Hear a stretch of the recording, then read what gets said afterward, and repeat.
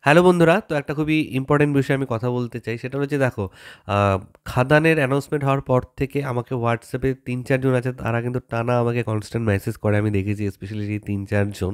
তারা বিভিন্ন রকমের ভিডিও আমাকে রিকোয়েস্ট করে। তারা আমার YouTube এর ভিডিওগুলো দেখে কমেন্ট করে। একজন তার মধ্যে থেকে আবার দেখলাম, মানে নতুন একজন, যে রোজ একটা করে খাদানের ভিডিও বানাও আরকি। তো রোজ তো বানানো পসিবল না, টপিকও থাকা যায়। নইলে একই জিনিস নিয়ে আমি কতবার কথা বলব, তাই না? কিন্তু যেহেতু ৩-৪ জন আমাকে WhatsApp যেটা করেছে সেটার পরিপ্রেক্ষিতে এই ভিডিওটা বানাচ্ছি। তারা বলছিল যে, "দাদা খাদান তো বক্স অফিসে ইতিহাস সৃষ্টি করতে চলেছে। এটা নিয়ে কিছু একটা বলো।" তো হ্যাঁ, ইতিহাস সৃষ্টি করতে চলেছে। কারণ দেব অনেকদিন বাদে কমার্শিয়াল সিনেমাতে কামব্যাক করতে চলেছে। দেবদাকে আমরা পুরনো ফর্মে বলতে নাচ, গান, অ্যাকশন করতে দেখতে পাচ্ছি।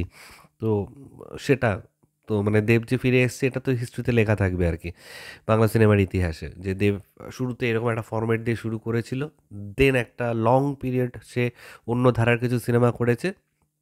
তারপরে সে আবার আগের ফর্মে কিন্তু ফিরে এসছে। এখন কিন্তু ব্যালেন্স করে চলবে দেবদা। মানে একটা কমার্শিয়াল হবে, তো একটা আবার মানে একটু অন্য টাইপের যে সিনেমা, অনেকে যারা সিরিয়ালও বলে একদম সোজা ভাষায় আরকি। সেই টাইপের সিনেমা হয়তো অনেকে করবে। কিন্তু দেখো, সিরিয়াল বলে আমি কিছু বলতে চাই না। কারণ সেই সিনেমাগুলো প্রচণ্ড কমার্শিয়ালি সাকসেসফুল সিনেমা। এবং কমার্শিয়াল সিনেমা বলতে যে সিনেমাটা কমার্শিয়ালি ভায়াবল, কমার্শিয়ালি প্রচুর ইনকাম করছে সেটাকে কমার্শিয়াল সিনেমা বলব। তো সেটাও আরকি, সেটা অন্য টপিক। আচ্ছা, যেটা বলছিলাম যে ইতিহাস সৃষ্টি করবে এই ব্যাপারটা ঠিক না ভুল? তো আমার মনে হয় এই এক্সপেকটেশন রাখাটাই একটা ভুল জিনিস। আমারও কোথাও গিয়ে মনে হয় একটা সিনেমা, মানে প্রত্যেকটা সিনেমার নির্দিষ্ট একটা ডেস্টিনেশন থাকে। এমন সময় অনেক হয়েছে খুব আন্ডাররেটেড সিনেমা পরে কাল্ট হয়ে গেছে। আবার এমন হয়েছে প্রচুর হাইপ ছিল একটা সিনেমা, সেটা দর্শক অডিয়েন্স ভুলে গেছে। তো প্রত্যেকটা সিনেমাটা নির্দিষ্ট কিন্তু একটা টাইমলাইন, লাইফলাইন বলতে পারো, জীবন থাকে। কোনোটা ১ দিন, কোনোটা ১০ দিন, তো কোনোটা ১ মাস, তো কোনোটা একটা জন্মও থাকতে পারে। তো আমার মনে হয় ইতিহাস সৃষ্টি করবে এইটার দিকে না গিয়ে রাদার খাদার একটা ভালো কনটেন্ট হবে, যে কনটেন্টে দেবদা, যিশুদা আছে। এইভাবে যদি আমরা ভাবি তাহলে মনে হয় বেটার হয়।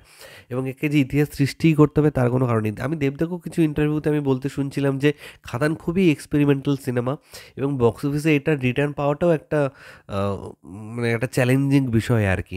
তো সে কারণে ইতিহাস সৃষ্টি করবে এই করে হাইপ ক্রিয়েট করে এই করে রাখলাম। দেখা গেলো সিনেমাটা বক্স অফিসে গিয়ে হয়তো ৭ বা ৮ কোটিতে গিয়ে মানে জাস্ট বাজেটটা রিকভারি করে রেখে গেল। ব্যাপারটা সেটা না যে সিনেমাটা কত বক্স অফিসে কালেকশন করলো। ব্যাপারটা হচ্ছে যে এই কনটেন্ট কি দিতে চেয়েছে, এই সিনেমার বক্তব্যটা কি?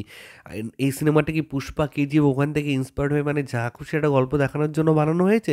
নাকি এটার মধ্যে আমাদের এখানকার মাটির একটা রুটনেস, মাটির একটা গন্ধ আছে এই সিনেমাটার মধ্যে।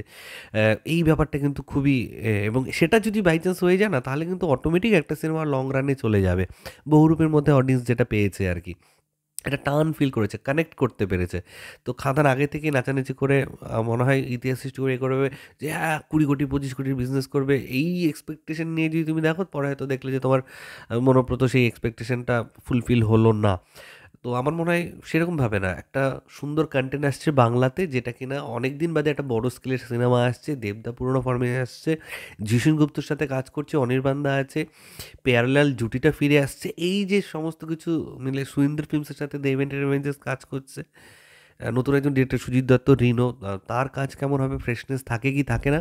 আমার মনে হয় এই ব্যাপারগুলোতে আমাদের বেশি কনসিডারেট করা উচিত। রাদার যে আগে থেকে আরে ইতিহাস সৃষ্টি করে এরকম নাচানাচি করা আমার মনে হয় এখনই দরকার পড়েনি। সিনেমাটা হলে রিলিজ হোক, বড় পর্দায় আসুক, ১ দিন ২ দিন শো চলুক, ওয়ার্ড অফ মাউথ বেরোক। তখন যদি দেখো যে হ্যাঁ, একটা ভালো কনটেন্ট এসেছে, তখন আমরা লড়বো যে হ্যাঁ, চলো এবার টানো সিনেমাটাকে। টেনে একদম অনেকদিন নিয়ে চলো বক্স অফিসে। তো ঠিক আছে, চলো বন্ধুরা, অনেক এদিক ওদিকের কথা বলে ফেললাম। আমার যেটা জেনুইনলি ফিল হয়েছে আমি সেটাই তোমাদের সাথে শেয়ার করলাম আরকি। এবার কারো ম্যাচ হতেও পারে, নাও ম্যাচ হতে পারে। তোমরা কে কি ফিল করছো সেটা প্লিজ নিচে কমেন্ট করে অবশ্যই জানিও। এবং আমার ভিডিও ভালো লেগে থাকলে লাইক কমেন্ট শেয়ার করতে কিন্তু একদমই ভুলবে না। চ্যানেলটাকে যারা প্রথমবার দেখছো, নিচে যে রেড সাবস্ক্রাইব বাটনটা আছে সেখানে ক্লিক করে নাও। পাশে একটা বেল আইকন আছে সেখানে ক্লিক করে অল অপশনে ক্লিক করে নাও। ঠিক আছে বন্ধুরা, ভালো থেকো সবাই, সাবধানে থেকো সবাই। Love you all, take care.